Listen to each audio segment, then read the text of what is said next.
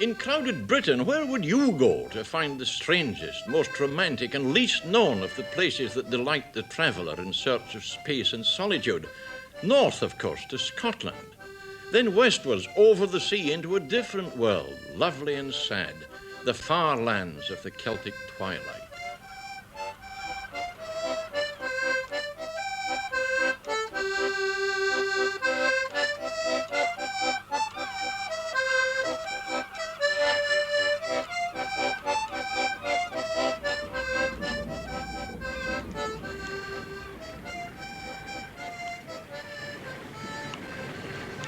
Yes, tonight's off to sea.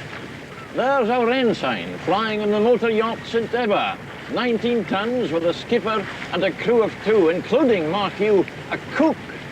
And where do you think I'm bound for out of West Loch Harbour? I'm off on a cruise of the Inner and Outer Hebrides. Just think of it, cruising around the Western Isles and never a chore to do. It's the kind of thing people ashore dream about when they're feeling that life and civilization have got them by the short hairs.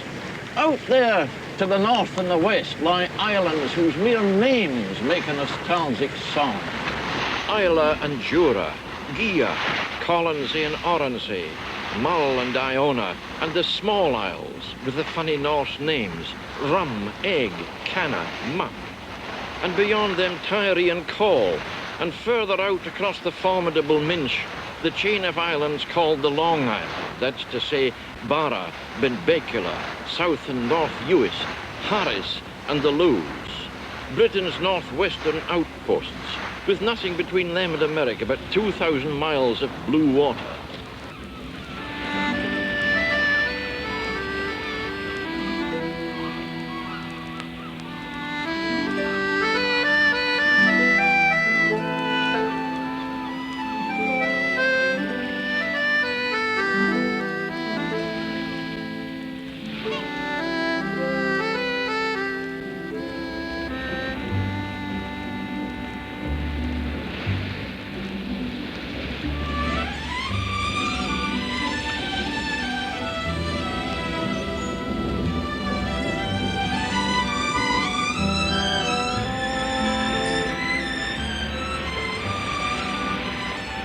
Back there at this very minute, because it's barely 8 o'clock in the morning, millions of clock-bound slaves have already started work, or they'll be swallowing burnt toast or cramming into tube trains, or waiting at suburban bus stops to start another spell of dull routine.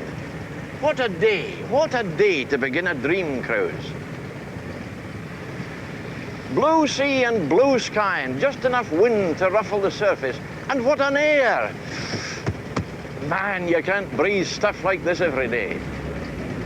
For 3 glorious weeks, I'll have nothing to do for hours on end but watch the seagulls slicing through 3 dimensions with such marvelous ease, and the sunlight dancing on the waves, and the brown and purple hills sliding by. Away from it all, the crowds, the traffic jams, the noise, and the frustrations of civilized life. I can't wait till we reach open water at last.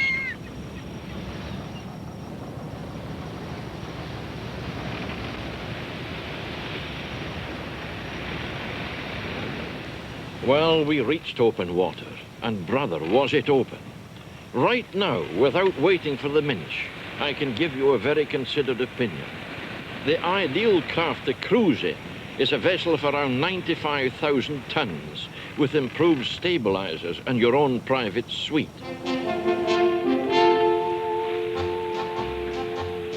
A life on the ocean wave, a home on the rolling deep, where the scattered waters rave and the winds their revels keep. Like an eagle caged I pine on this dull unchanging shore. Oh, give me the flashing brine, the spray and the tempest roar. A life on the ocean wave, a home on the rolling deep, where the scattered waters rave and the winds their revels keep. The winds, the winds, the winds their revels keep. The winds, the winds, the winds their revels keep.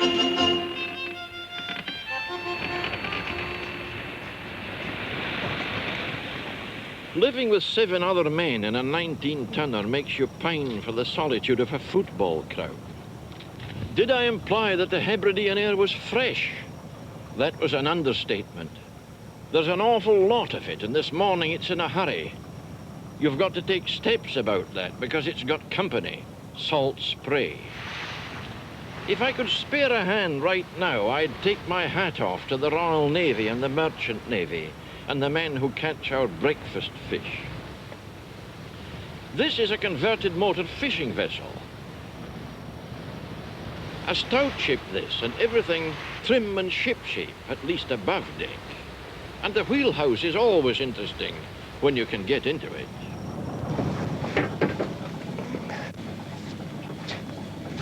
Oh. Well now, time to take over. Oh, Robbie, yes. Course is 320.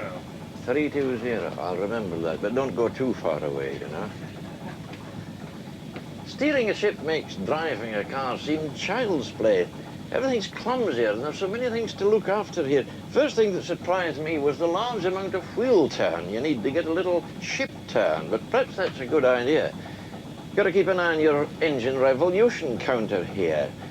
This lights up to show you the position of your rudder. The throttle, that's simple enough, but look at this great clumsy clutch here. But that's nothing to the fuss and bother of navigating a ship. That's really a full-time job.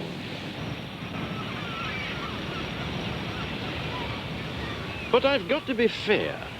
When the wind drops to force 2 and we're in the shelter of the islands and the sea reflects the blue of the sky and the hills are bathed in soft sunshine, this is the life. Between harbours on a day like this, time seems unimportant and there isn't a care in the world.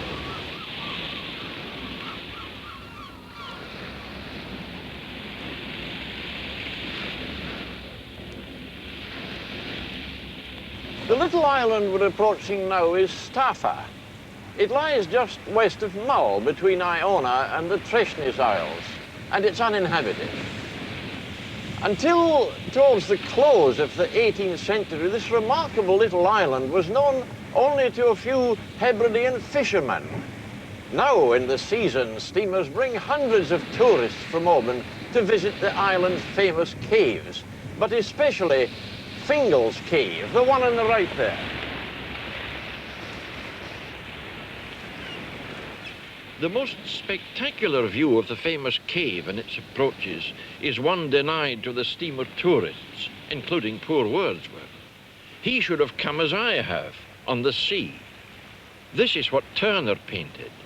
This is what inspired Mendelssohn to write the Fingal's cave music of his Hebridean suite.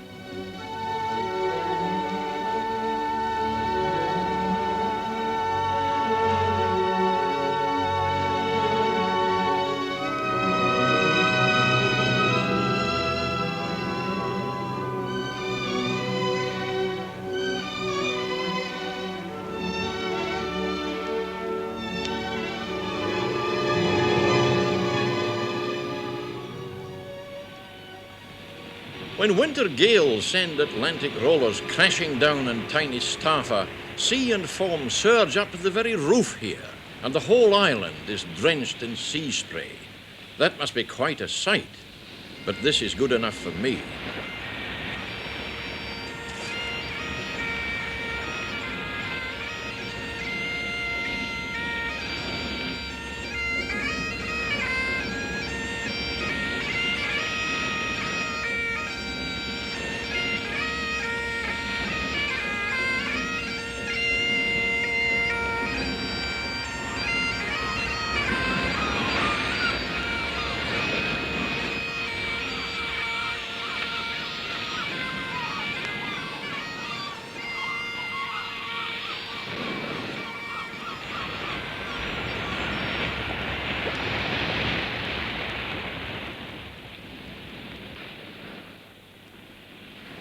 If you sail southward from Staffa, you come at last to a gentler island, where even the wind, if the direction is right, blows nostalgia. This is Islay, the most southern island of the Inner Hebrides. Anybody would like this green, grassy, pleasant place. But the Treasury loves it, reserving for this place and its 4,000 inhabitants a very special, tender affection. The very name Islay warms the hearts of inland revenue men, just as, no doubt, on occasions, Islay's chief product warms their innards, because this is Whisky Island.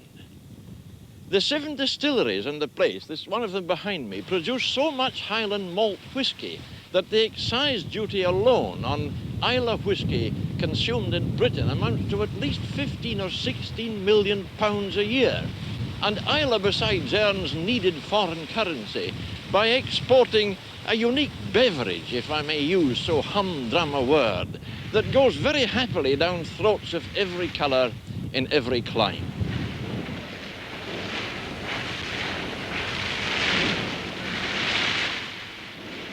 This is the raw material of all Islay and Highland malt whiskies, malted barley. The moistened grain is spread on the malting floor, where in 8 to 12 days with frequent turnings it germinates and sends out tiny roots. During germination, the starch of the grain undergoes chemical changes. Whisky can be made from malted or unmalted barley, or maize, or rye, or a mixture of these. But Islay and Highland malt whisky is made only from malted barley. Now comes an operation which is a key process in the making of Highland and of Irish whiskies, because this is where these whiskies get their distinctive flavour. A tawny, smoky flavour about which lovers of malt whisky can grow quite lyrical. You see, the moist malted barley has to be dried before it can be milled into a flour. So the grain is shot into this chamber and spread evenly to a depth of about 6 inches over the floor. And the floor knot is in fact a fine meshed metal grill. And some distance below here is a pretty hot peat fire, so hot that I can't keep my hand on the grill. The heat dries the grain, and the smoke from the peat fire percolating through the grain so that, as you see, it fills this whole chamber, gives the distinctive flavour. Now, this process had to be pretty carefully controlled for temperature, because if you dry barley too quickly, it goes flinty and it won't mill properly.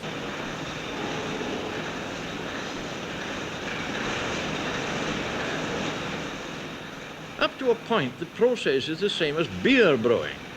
It's the later processes that add the potency and then, by distillation, concentrate and purify it. It goes through 2 stills. The first produces a spirit full of dangerous impurities, which are separated out in the second. Here are the products of the 2 distillations. On the left, the impure product of the first still. On the right, at last, whisky. From this stage onwards, every operation is supervised by the resident exciseman, who alone has the keys to the many sealed locks giving access to whisky. With thousands of gallons of whisky around them, there's never a drop to drink for the men who make it. The whisky goes straight into this huge tank, where it is thoroughly mixed with soft peat water to reduce it in strength. Most of the whisky sold is at 70 proof, that is 30 under proof. This whisky is at about 126 proof, namely 26 over proof. Long before this point, convinced total abstainers must have reflected sadly on the human labour and ingenuity that have gone to the making of this potent liquid. The exciseman takes readings after every addition of water until the whisky is reduced to 11 over proof, when it is put into casks for maturing. By law, Scotch whisky must be not less than 3 years old. Yes, this is powerful stuff, all right. Powerful enough, they tell me, to loosen the tacks in your shoes. So strong in its new raw state that when a pipe in the distillery burst one day, this stuff took the paint off it. By very special dispensation, arranged no doubt at a level just below Whitehall, I'm going to taste a sip, so here goes.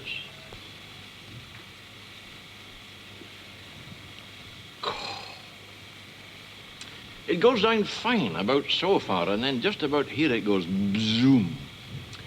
If, on the other hand, you're a lover of whisky, especially of malt whisky, then after this you'll treat the thing with even greater respect, if that's possible. And talking of respect, The Minch has mined, especially in the south where it's open to the Atlantic. That's what you have to cross to get from Islay, close to the mainland, to the first, the most southerly of the Outer Hebrides.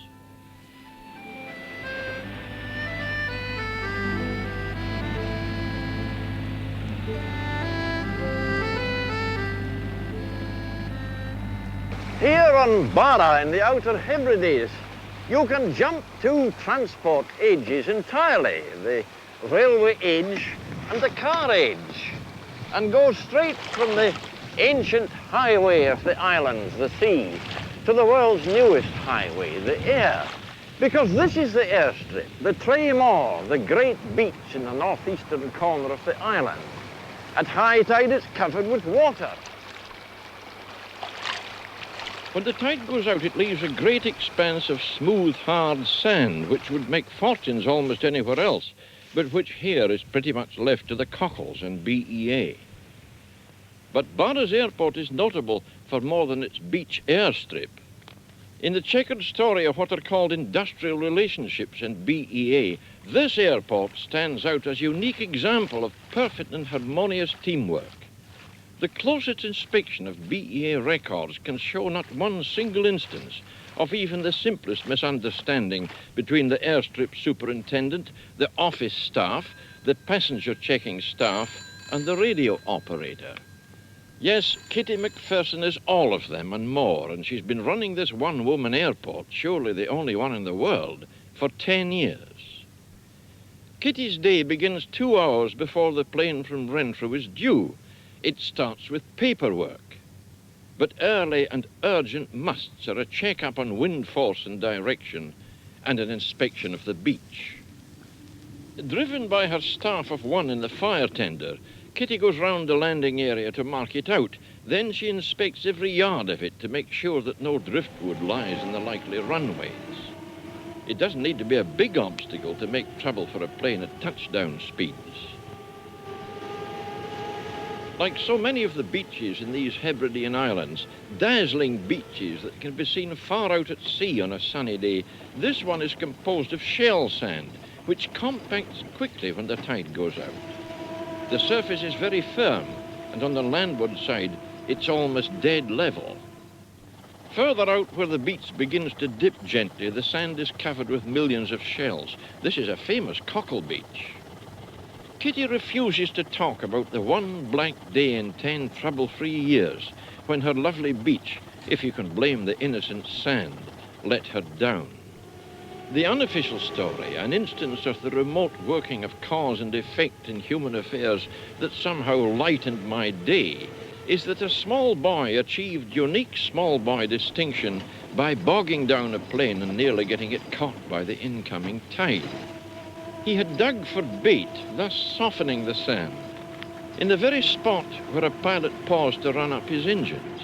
Since then, the order has been to run up engines on the safer landward edge. An interesting instance of the ability of Homo sapiens to adjust rapidly to the environment. As 0 hour approaches, Kitty's minutes become fuller and fuller. Yes, we have. The tide and beach are okay, and the weather okay. She can cope with the routine stuff, but up to the very last moment, there's always the possibility of the kind of crisis that calls for fleet-footed help. Departing passengers are duly instructed. And now hold everything.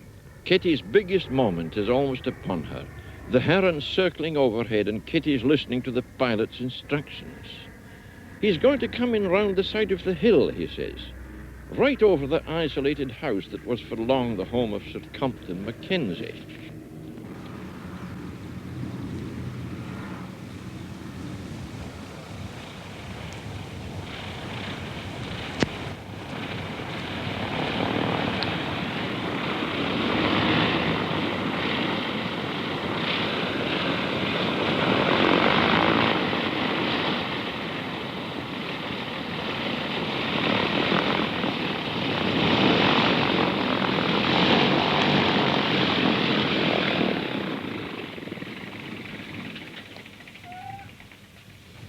train has taken an hour and 3/4 to make the flight from Renfrew Airport, including a pause for refuelling at Tyree. So that 2.5 hours after leaving the crowded streets of Glasgow and the tall tenements of Clydeside, passengers can walk away from this one-woman airport over the hill at the back there into another world, the dying world of the Hebridean crofter. To the flyer, the Mince is just so much distance. To the seafarer, it can be dangerous distance. The islands have seen many wrecks, but there's one immortalized in the novel and film of Whisky Galore, which islanders will never forget. The ship was the SS Politican, 10,000 tons, outward bound for America. The time was February 1941, at the very worst period of the war, when the outer isles were suffering shortages of all kinds, but in particular one acute shortage, which had turned mere austerity into stark privation, to wit, a shortage of whisky. And the cargo of the SS Politican, on an even keel and abandoned by her crew, included 50,000 cases of the finest Scotch whisky, 12 bottles to a case, 20 Hebridean nips to a bottle. These were the basic statistics which, when the news flashed around, caused islanders to do mental calculations whose final result, expressed in what you might call functional units, almost unhinged the firmest but bone-dry Hebridean mind. The men from Eriskay, of course, had a start and they made the most of it. But in no time at all, boats of all kinds were launched with unprecedented speed into the dark from every island around. And when the vanguard of the more distant flotillas arrived, bending manfully to the springing oar or pushing engines to their utmost revolutions, they couldn't hope to get alongside. The best they could do was to tie up 3 rows out and clamber hurriedly aboard to form another gang. You had a job to get aboard there first. Oh? On a swinging ladder. Yeah. And coming back, if you were drunk, you were liable to drop into the sea. Yeah, or drop into your boat, which was first. Some of them were unlucky, I believe, and got caught coming ashore with the stuff. Oh, yes. Yes. I remember one poor old man that went out along with young fellas. Oh, he would be about 80 years of age, as I'd say. And they got something like 40 cases. But they had only a rowing boat, and they had a long way to go.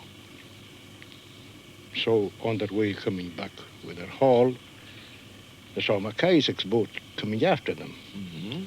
So the old man said to the young fellas, he'll give us a tow, all right, because I'm a great friend of MacIsaac's. Mm-hmm. MacIsaac was the ferryman, of course. Yeah. So the boat sheered off a bit, and he said, that's funny. He couldn't have recognized me. But all of a sudden, she sheered the other way and came alongside. But who was aboard there but the exciseman and the police? Took him in tow and took his 40 cases off him at Politican. Here's the most tragic sight in the islands today. Whisky from the Politican fished up by a skin diver about a year ago and found to be quite undrinkable. Somehow oil had been forced in past the cork and stuff turned black when it was shaken up. Even this bottle, which isn't quite so bad, is really useless because only the smell's right. Out there, they tell me, there's another sunken vessel whose holds are crammed with 100-gallon casks of Jamaica rum at Navy strength. But no great hopes are entertained of a happy release there because some misguided person had fitted the ship with steel hatches. One thing emerges clearly from talks with islanders.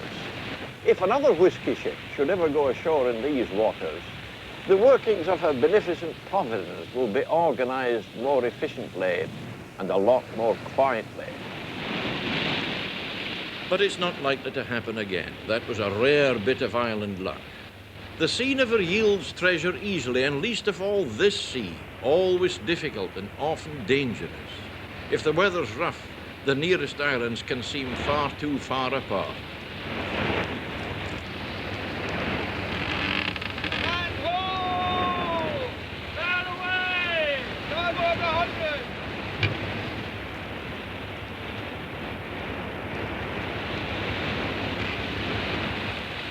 Well, it hasn't come a minute too soon for me. Don't be fooled by the woolen cap and the anorak and the weather-beaten ears. I'm not the tough seafaring type. I've always been a man with no stomach for the sea. No stomach, there's a good one for you. On the water, I'm all stomach. Yet I've had to go to sea quite often in the way of duty. I've been sick on practically everything except the canal barge, and I'm not fussy. Just put me on anything that floats, and in no time at all, it'll float lighter. On this subject, I speak with the authority of a man who's leaned out over lee rails in the North Sea, the Irish Channel, the Firth of Clyde, the English Channel, the North and South Atlantic, the Indian Ocean, and the wide Pacific. And the Minch. Oh boy, the Minch, between the Inner and Outer Hebrides. Thank goodness it's behind me now. Since I joined the St. Ebba, 19 tons and all moving at once, I've enlarged my experience considerably. I can call myself now a professional. When it comes to taking some of the weight off the feet suddenly, I'm your man. In one way, you know, seasickness is like the common cold. That's to say, everybody seems to have a different remedy for it. And I've tried them all. Well, except the half pint of seawater taken quickly.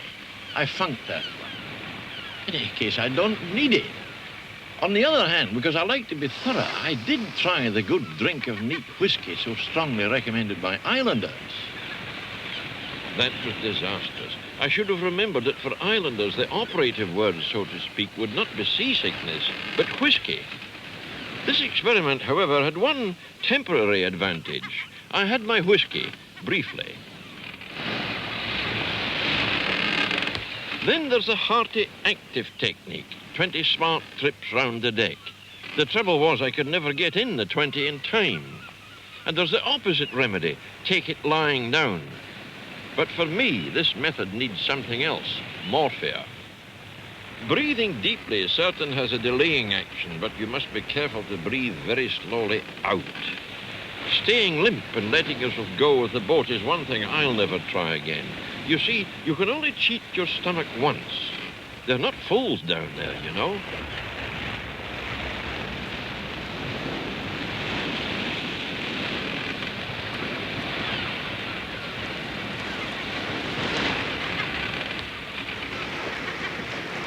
I can give you one tip that's worth more than anything you can buy in a packet.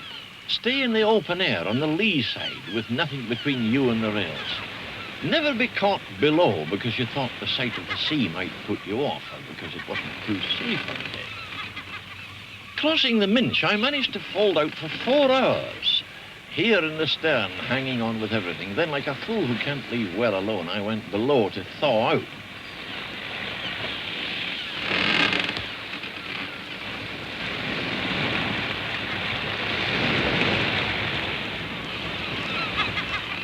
In 15 minutes, things had quietened down below. I'd found the remedy that works for me, at least, and here it is, tested in 3 weeks of intensive research. Stand in the open air, or better still, sit if you can sit upright without leaning against anything, and keep yourself absolutely vertical by moving against the movements of the boat. Now, this takes some doing at first, but you acquire cunning. You have to and fro to counteract pitch. You've got to left and right to counteract roll. And when you're in a cross sea and the boat corkscrews, you've got to toing and lefting and righting and throwing, or it might be vice versa. And after 4 hours of this, you don't want even a meal. No, just bed or anything horizontal and stationary.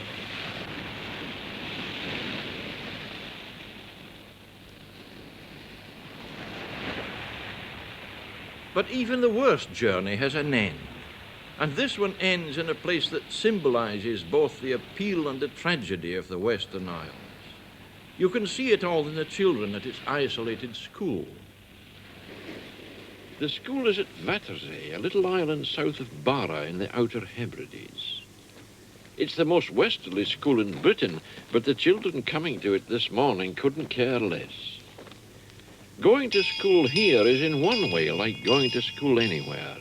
It's a reluctant progress, and the world never seems as interesting as in the last few minutes before the bell rings. Like so many island schools, this is a one-teacher school. Mrs. Mackin has to cope with pupils from 5 to 11 at 7 different learning stages, and all in the same room. But this isn't the only way in which the road to learning for both parents and children is harder in the islands. When these children come to school, they can speak only Gaelic, so Mrs. Mackin has to teach the 5- and 6-year-olds in Gaelic and the rest in English, or a bit of both.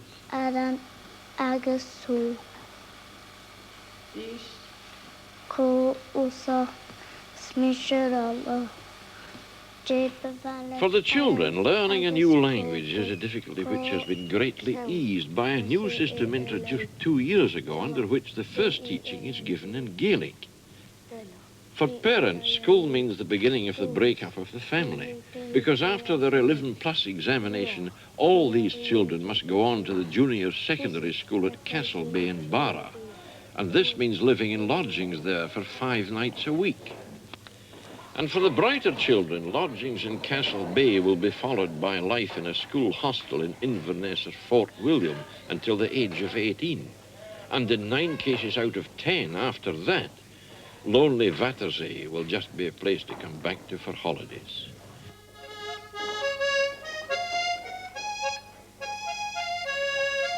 All the Outer Isles know the song this boy is playing.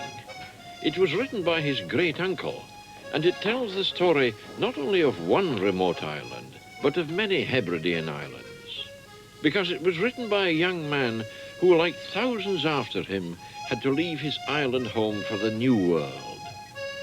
The Gaelic words tell of an exile's nostalgia for the old dear life and his longing to return.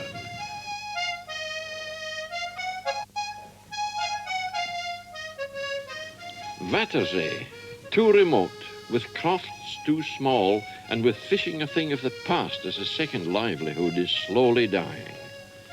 10 years ago, the population here was over 150. Now it's about 90, and most of these are pensioners.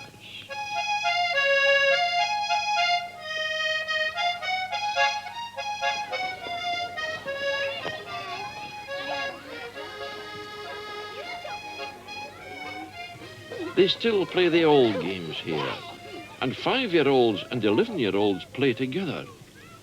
In an island where there is such an age gap between school children and the rest, because the missing generation has left the island, children tend to live protectively in a world of their own. In Mrs. Mackin's unguarded moments, it's still a Gaelic world.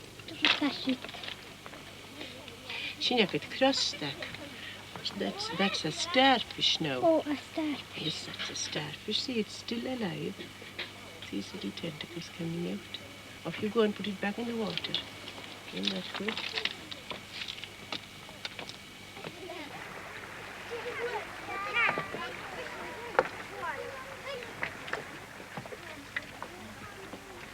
There'll be no nature studies in winter, I take it, Mrs. Mackin. Not outdoors. We do all our nature study indoors. How rough is it here in winter? It's very rough. We have terrific gales in the winter time. Sometimes the visibility is reduced to about 50 yards. We can't see across this bay at all. And the noise is terrific. This means your school's closed a lot then in winter. Well, the attendance is irregular. On 2 occasions this year we had 100% absenteeism, and one evening I couldn't let the coolest children home at all. They had to stay in the schoolhouse. It would have been dangerous to let them go through the blizzard. Now, how much are these children slowed up in their schoolwork, do you think, by the need to learn a new language? Well, it's difficult to say. For the last 2 years, we've started with a new approach to the teaching. You see, these children, they're Gaelic speaking. Gaelic is their mother language, as you know. So now, when they come to school, we teach the skills of reading, writing, and number through the medium of Gaelic, gradually introducing English. I've never met such terribly shy children. You know, they'll hardly speak above a whisper to me. That's right. I've been with them for 8 years now, and they still whisper to me. Well, I think this is because their elder brothers and sisters have to go to Castleby school at the age of 12. Now, they're brought up in a small community with a few children, the age group between 5, well, very few infants up to 12. And the next age group is very elderly, their parents and old age pensioners. I think this is inclined to make the children very withdrawn. They keep to themselves because they have no elder children to play with. I noticed that although the ages vary over quite a scale, you know, they all play together. They all play together, yes, and they play very happily together. If you look at them now, you see that they're quite happy and quite free. There's no restraint at all.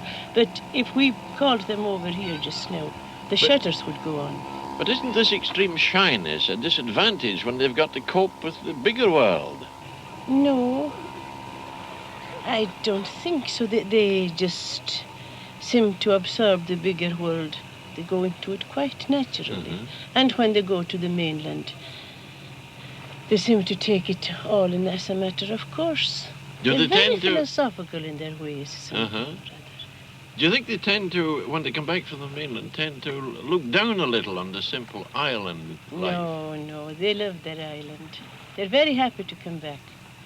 And I think they would love to live here if there was work for them to do and if they could pass their time. They'd certainly like to spend the remaining days of their lives here.